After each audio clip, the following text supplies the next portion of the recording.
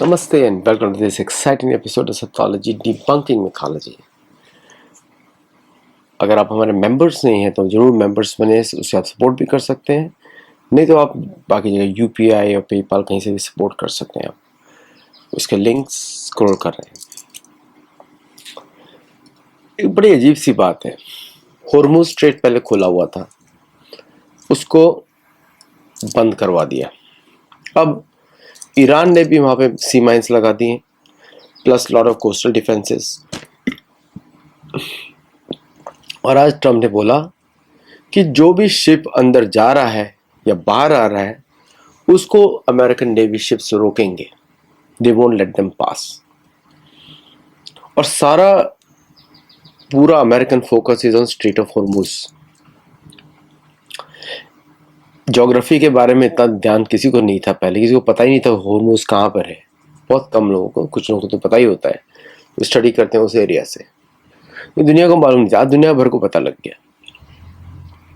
कुछ लोग गाली दे रहे हैं कि स्ट्रेट ऑफ हॉर्मुज को ईरान की वजह से बंद हुआ, बट युद्ध से पहले तो शुरू था।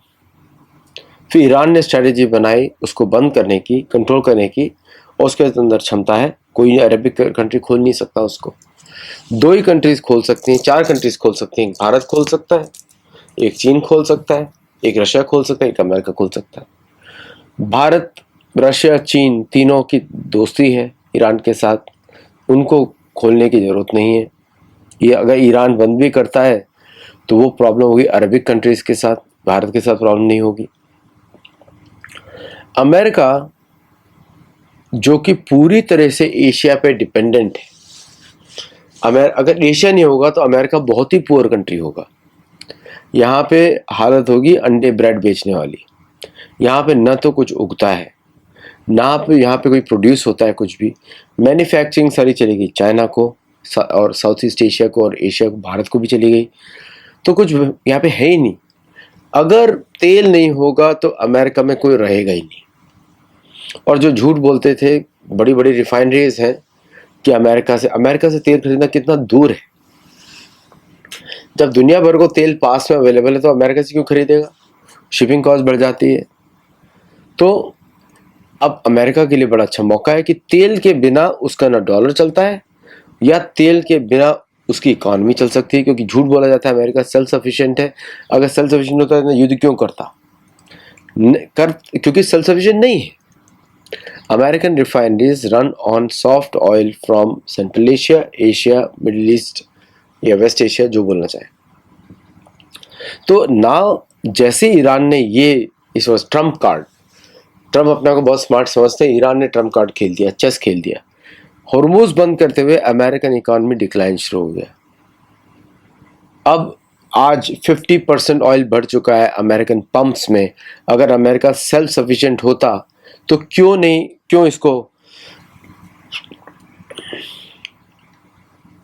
युद्ध करने जाता? सऊदी अरेबिया ने $100 बिलियन दे रहा है अमेरिका को ईरान को खत्म करने के लिए, फॉर द वॉर। तो America is making money from war.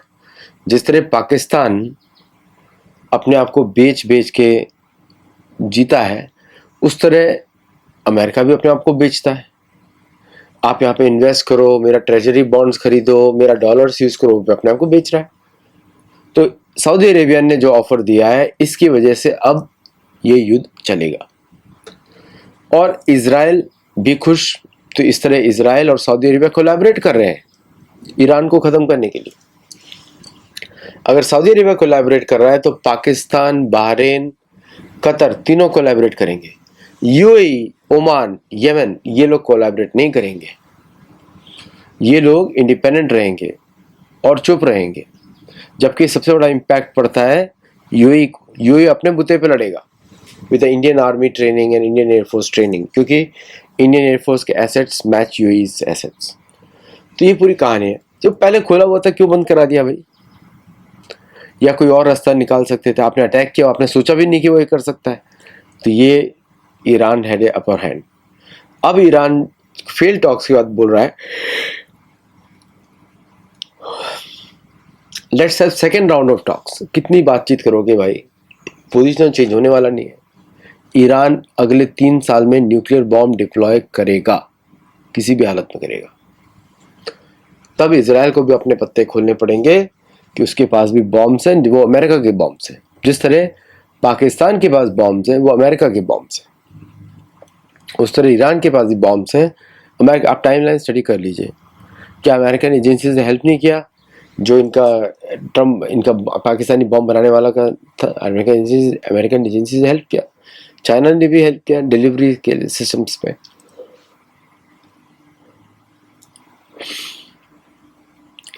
तो नाउ ये जो कॉन्फ्लिक्ट है नेक्स्ट फेज में उतरता जा रहा है। जयशंकर जी विजिट करते हैं यूएई में, और यूएई के साथ बाकी बहुत सारे विषयों में बातचीत होती है। The king of Dubai was UAE is also there, and all his cabinet ministers are also there, and they are also greeting India. India का रोल काफ़ी पॉजिटिव रहा है। बहुत सारा रोल इंडिया का रहता है हिडन, बहुत सारा चीज़ें हिडन रहता है, because the world works on material help. तो मटीरियल हेल्प भारत देता है, लेकिन उसके बारे में किसी को पता नहीं लगता। So now the turn is of rest of the world to come back. तो अभी युद्ध के एपेटाइट कहीं पर भी नहीं है, लेकिन America is lock and loaded, lockdown है, लॉक्ड एंड लोडेड, और ईरान भी लॉक्ड एंड लोडेड है। अब जो भी कॉन्फ्लिक्ट होगा it will B wide spread across Arabian peninsula. अगर हुआ तो मेरे को ऐसा लगता है कि कहीं भी एपेटाइट नहीं है, और इस समय बातचीत होगी, गल्फ को, हॉर्मुज को खोला जाएगा, रेवेन्यू शेयर किया जाएगा। That's the only solution which the world is looking for. कोई भी नहीं चाहता लड़ना, नोबडी वांट्स टू फाइट, क्योंकि एपेटाइट नहीं है, सबकी इकोनॉमी चरमराएंगी। चाहे सऊदी अरेबिया की जितना ही बोल दे कि it's on the verge, it's on the verge, America अगर फंसा वो बहुत लंबे तरह से फंसेगा, and American don't want to be in a long war. तो इसलिए मुझे ऐसा कहीं नहीं लगता कि कहीं पे युद्ध के आसार दिखाई दे रहे हैं। लेकिन अगर युद्ध छिड़ा मंडे से या ट्यूसडे से, it will be very bad for America. सब लोग चाहते हैं अमेरिका लड़े, रशिया चाहता है, चाइना चाहता है, अरेबिक कंट्रीज चाहते हैं, लेकिन why should America fight for them? क्योंकि इस युद्ध से अमेरिका को मैक्सिमम प्रॉफिट होगा। आपको मालूम, मैंने पहले बता दिया, अमेरिकन इकॉनमी अभी भी तेल पे चलती है, टेक्नोलॉजी पे नहीं चलती। जो मार्केट वैल्यूएशन होते हैं वो बिलियनियर्स के पैसे बनाने के लिए होते हैं। 70% ऑफ ऑल स्टॉक्स जो अमेरिका में जिनको फंडिंग होती है वो होती है सॉफ्टवेयर फंडिंग। अमेरिका सॉफ्टवेयर पे चलता है, सॉफ्टवेयर उग्र कर्मा होता है, क्योंकि there is no physical effort involve, like जो खेती जमीन से कोई कनेक्टेड नहीं है। तो इसलिए उग्र कर्म में राहु, मतलब उसमें केतु राहु, आप इसे समझ सकते हैं, उनका इम्पैक्ट ज़्यादा होता है। सो इसलिए American economy is to some extent artificial. जो स्टॉक मार्केट्स है उसमें बिलियनर्स पैसा बनाते हैं, लेकिन युद्ध में लोगों का फिजिकल खून जाता है, भूमि भोजन जाता है। कभी ऐसी रिपोर्ट सबमिट करी थी यूएस कांग्रेस में, पेंटागन के ऑफिशियल ने, उसने बोला 9 million meals have been served in last 40 days, plus for all the troops, plus all other कपड़े ये सब जो है, अदर एक्सपेंडिचर्स, मेडिसिन्स। तो 9 million meals have been served. आप इमेजिन कर सकते हैं कितना बड़ा एंडेवर होता है युद्ध लड़ने का। और wars are always run on cash, not on credit. तो ये सब अमेरिकन एक्सचेकर को पे करना पड़ता है, दे टू पे फॉर ऑल दिस वॉर्स। तो इसलिए एपेटाइट मुझे कहीं नहीं दिखते युद्ध की। मुझे बस ये दिखाई देता है कि एपेटाइट तो नहीं है, कोई लड़ना भी नहीं चाहता, बट मुझे बस ये दिखाई देता है कि who is going to profit. तो इस वॉर में कौन प्रॉफिट करेगा? क्या सऊदी अरेबिया को पैसे से इजराइल को रीबिल्ड किया जाएगा? Israeli government also needs money for rebuilding there economy.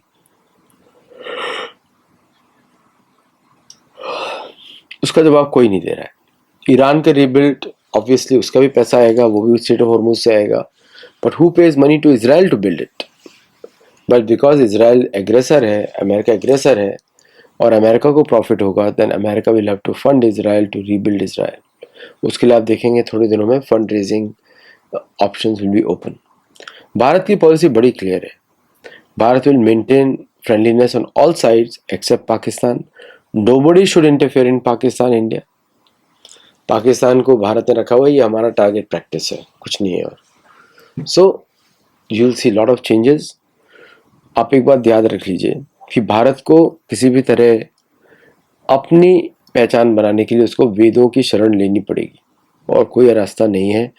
You can't fight, दुश्मन से आप नहीं लड़ सकते दुश्मन की मानसिकता लेकर, कि देन आप खुद क्या डिफेंड कर रहे हो, है ना।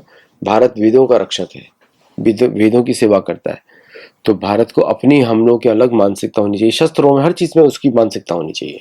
हमारे weapon should be differently wired. हमको वेस्टर्न टीओटी नहीं चाहिए, हमको हमारी टीओटी बेचनी है। They should be buying from us, ये माइंडसेट होना चाहिए। अब वो समय आ गया है, तो अब जैसे अगर मैं खुल के बात कर सकता हूँ तो आप लोग भी डिस्कस कर सकते हैं। तो we have to come our own.